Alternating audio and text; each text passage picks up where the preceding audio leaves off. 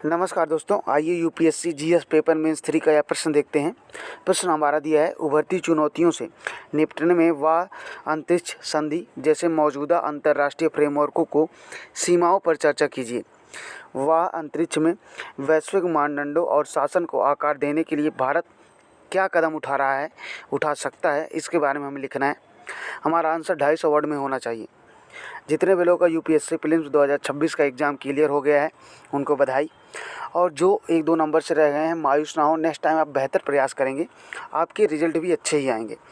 आप अपने उत्तर की शुरुआत ऐसे कर सकते हैं कि वर्तमान समय में उभरती प्रौद्योगिकी प्रगति के साथ अंतरिक्ष के सैन्यीकरण व सशक्तिकरण जैसी समस्याएं उभर कर सामने आती हैं। उदाहरण के लिए चीन द्वारा अंतरिक्ष स्टेशन का निर्माण किया जाना, अंतरिक्ष सेना का निर्माण किया जाना। अब आप एक हेडिंग लिख सकते हैं, अंतरिक्ष सहयोग की संरचना, जिसमें आप पहला पॉइंट लिख सकते हैं आर्टेमिस अकॉर्ड। दूसरा आप लिख सकते हैं मून एग्रीमेंट। तीसरा आप इसमें लिख सकते हैं लायबिलिटी कनेक्शन वाहन अंतरिक्ष संधि। ठीक है, अब देखिए अगला पॉइंट आप लिख सकते हैं, वाह अंतरिक्ष संधि की क्या सीमाएं हैं।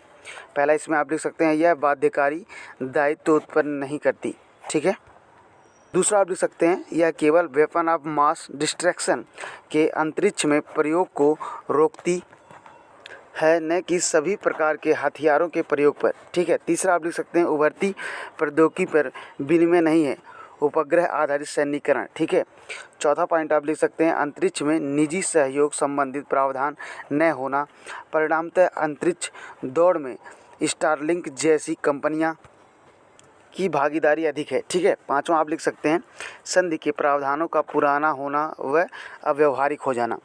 छठा पॉइंट आप लिख सकते हैं, प्रमुख अंतरिक्ष हितधारकों में परस्पर सहमति का अभाव होना। अगला पॉइंट आप लिख सकते हैं, अंतरिक्ष मलबे जैसी समस्याओं के समाधान में अप्रभावी होना। आठवां पॉइंट आप लिख सकते हैं, अंतरिक्ष संधि के पास कोई परिवर्तन तंत्र न होना। अब हम एक हेडिंग लिखेंगे, वाह अंतरिक्ष मानदंड व भारत की इसमें क्या भूमिका है। इसके 3-4 पॉइंट लिखेंगे।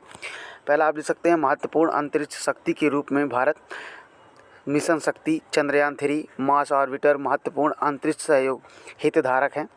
दूसरा आप लिख सकते हैं, सहयोग समन्वय की कड़ी जो रूस व चीन के साथ ही यूएस पश्चिम देशों के मध्य सहयोग भूमिका निभाना।